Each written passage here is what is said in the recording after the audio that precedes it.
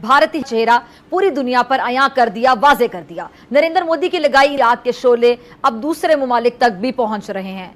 अच्छा, जिनको नहीं पता उनको जरा बैकग्राउंड बताऊं कि हुआ क्या था। जो बड़ी स्टोरी है, जो इंडिया से आ रही है स्टोरी। आज भारत को सिर्फ एक उभरती हुई शक्ति कहना अब बहुत छोटा शब्द हो चुका है। आज भारत जो देश है वो चुपचाप भविष्य के युद्ध की परिभाषा बदलने वाली तकनीकों पर काम कर रहा है। और आज जो खबर सामने आई है वो इतनी बड़ी है कि अगर भारत इसमें सफल हो गया तो पूरी दुनिया की मिसाइल डिफेंस सिस्टम अचानक पुराने जमाने की लगने लगेंगे। तो ये एक ऐसी दौड़ शुरू कर रहा है खित्ते में। हम तो अपना बजट इजाफा नहीं कर रहे हैं, हमारी फौज तो बिल्कुल जो भी उसका बजट है, जैसे भी उसके हालात हैं, पाकिस्तान की हिफाजत करने के लिए तैयार है। और दूसरी तरफ हम ये देख रहे हैं तो इसको कहीं ना कहीं तो मैच करना पड़ेगा। आज भारत एक ऐसी मिसाइल की दिशा में आगे बढ़ रहा है जिसे बनाने की हिम्मत रूस ने भी नहीं की, जो आज दुनिया के किसी देश के पास नहीं है और जो भारत को इस टेक्नोलॉजी में पहला देश बना सकती है। पिछले 15 सालों में सबसे ज्यादा यानी 16% उन्होंने इजाफा किया है जो नए हथियार खरीदने हैं। अब ये किसके लिए खरीदने हैं? ये हमारे लिए खरीदने हैं ना, और किसके लिए खरीदने हैं? हम देख रहे हैं कि अभी भी जंगी जुनून उतरा नहीं है।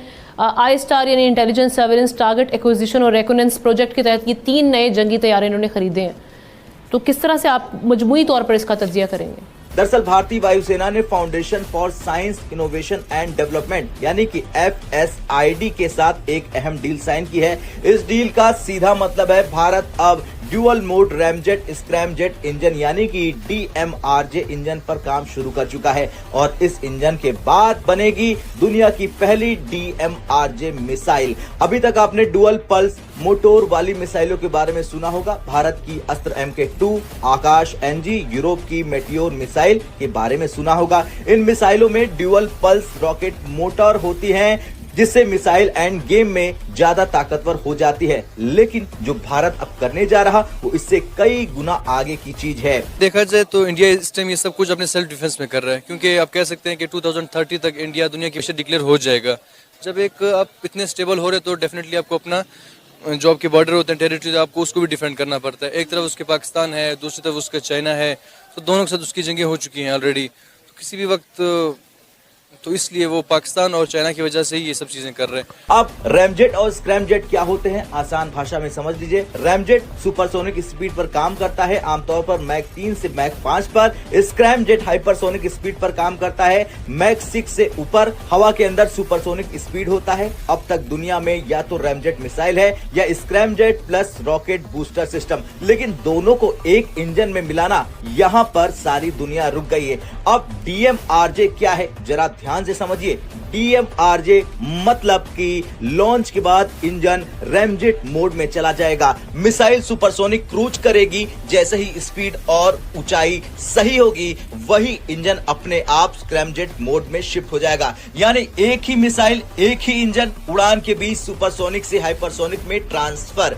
आज की मिसाइल डिफेंस सिस्टम 3 चीजों पर काम करती है। पहली, मिसाइल की स्पीड, दूसरा उड़ान का पैटर्न और तीसरा अनुमानित व्यवहार। अब सोचिए, कभी मिसाइल मैक 4 पर है, कभी मैक 8 पर है, कभी मैक 12 पर, और मोड बार बार बदल रहा है। दुश्मन को पता ही नहीं चलेगा कि इंटरसेप्ट कब और कैसे करना है। यही वजह है कि अगर DMRJ सफल हुई तो ये मिसाइल डिफेंस किलर बन सकती है। अब सवाल उठता है कि भारत इतनी जटिल तकनीक तक पहुंचा कैसे। दरअसल भले ही भारत आज भी फाइटर जेट इंजन में संघर्ष कर रहा हो, लेकिन मिसाइल इंजन टेक्नोलॉजी में भारत ने पिछले 4 से 5 सालों में असाधारण प्रगति की है। DRDO, Indian startup, private defence कंपनियां, इन सब ने मिलकर dual pulse motor, ramjet, scramjet technology में अमेरिका और रूस के बराबर या कई मामलों में तेज प्रगति की है।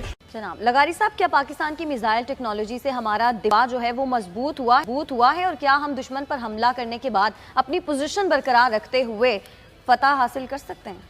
मेरे ख्याल में इस बात को हम नज़रअंदाज बहरहाल नहीं कर सकते हैं कि अगर हम वाइबल हैं किसी चीज़ में तो हम कर सकते हैं।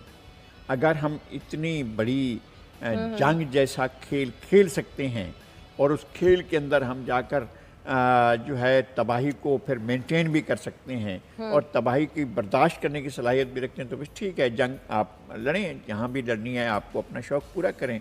लेकिन अगर आपके पास इतनी इस्तात नहीं है तो फिर जंगें किसी मसले का हल नहीं होती हैं, बहरहाल आपको मेज़ पर बैठना होता है। अच्छा, लेकिन लगारी साहब, बड़े बड़े फातहीन के नाम पर मिसाइल्स के नाम रखे गए हैं, लेकिन आपको लगता है कि उनकी खुसूसियात भी पाई जाती हैं इन मिसाइल्स में? देखिए, मिसाइल तो बहरहाल मिसाइल है, जो उसका फंक्शन है वो वही उसका फंक्शन है। अगर उसने डिस्ट्रक्शन करना है, डिस्ट्रॉय करना है तो डिस्ट्रॉय करेगा, उसने तबाह करना है तो तबाह करेगा, उसका नाम कुछ भी हो। फातहीन के नाम पर रखा गया है, जी फातेह किसको किया उन्होंने, ये भी एक सवाल होना चाहिए।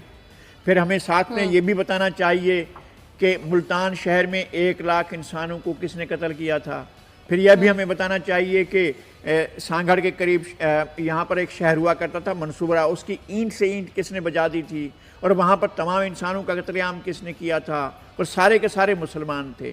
फिर हमें यह भी बताना चाहिए कि हमने यहाँ पर जो मौजूदा पाकिस्तान है, इसके जुग्राफे पर कहाँ से हमला आवर आए थे और उनने कहाँ कहाँ पर कौन कौन से मकामात पर आम जेनोसाइड किया था, मैसेकर किया था, वो भी बताना चाहिए।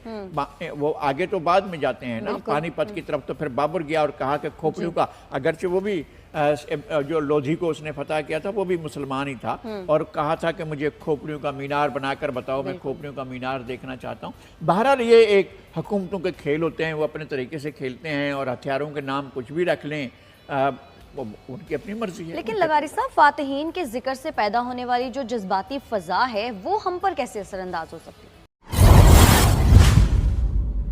दोस्तों, आज हम बात कर रहे हैं भारत की उस अगली पीढ़ी की मिसाइल टेक्नोलॉजी की, जो सिर्फ एक हथियार नहीं बल्कि आने वाले समय की रणनीति को पूरी तरह बदलने वाली है। यह तकनीक ऐसी होगी जो दुश्मन को यह समझने का मौका भी नहीं देगी कि हमला किस गति से हो रहा है, क्योंकि यह मिसाइल जरूरत के हिसाब से अपनी रफ्तार और रास्ता दोनों बदलने में सक्षम होगी। यानी कभी बेहद तेज तो कभी अचानक धीमी, कभी ऊंचाई पर तो कभी बेहद नीचे उड़ान भरते हुए, जिससे आज दुनिया में मौजूद ज्यादातर एंटी मिसाइल सिस्टम्स को धोखा देना संभव हो सकता है। और यही इसकी सबसे बड़ी ताकत होगी। खास बात यह है कि इस तकनीक पर काम करने वाले देशों की गिनती बेहद सीमित है और भारत इस दौड़ में तेजी से आगे बढ़ रहा है। यह मिसाइल पारंपरिक हथियारों की तरह तय रास्ते पर नहीं चलेगी, बल्कि रियल टाइम में परिस्थितियों के अनुसार खुद को ढाल सकती है, जिससे दुश्मन के रेडर्स और डिफेंस सिस्टम्स भ्रमित हो जाएंगे। यही कारण है कि भविष्य के युद्ध केवल ताकत से नहीं बल्कि तकनीक और दिमाग से जीते जाएंगे, और भारत इसी दिशा में मजबूत कदम बढ़ा रहा है। अब जरा सोचिए, अगर ऐसी मिसाइल ऑपरेशनल हो जाती है तो ग्लोबल डिफेंस बैलेंस पर इसका कितना गहरा असर पड़ेगा। अब सवाल यह नहीं कि यह तकनीक क्यों जरूरी है, बल्कि यह है कि इससे भारत की स्ट्रैटेजिक पोजीशन कितनी मजबूत होगी। आने वाले समय में दुनिया युद्ध को देखने का नजरिया ही बदल सकती है, और इसी बदलाव का हिस्सा बन रहा है भारत। अब अंत में सोचने वाली बात यह है कि जब हमला दिखाई ही न दे, गति समझ में ना आए और रास्ता हर सेकंड बदलता रहे, तो बचाव कैसे होगा? और जब तकनीक दुश्मन से एक कदम आगे निकल जाए तो इतिहास खुद बनता है। वीडियो पसंद आई हो तो लाइक करें, अपने दोस्तों के साथ शेयर करें, और ऐसी ही दमदार जानकारी के लिए चैनल को सब्सक्राइब करना बिल्कुल न भूलें।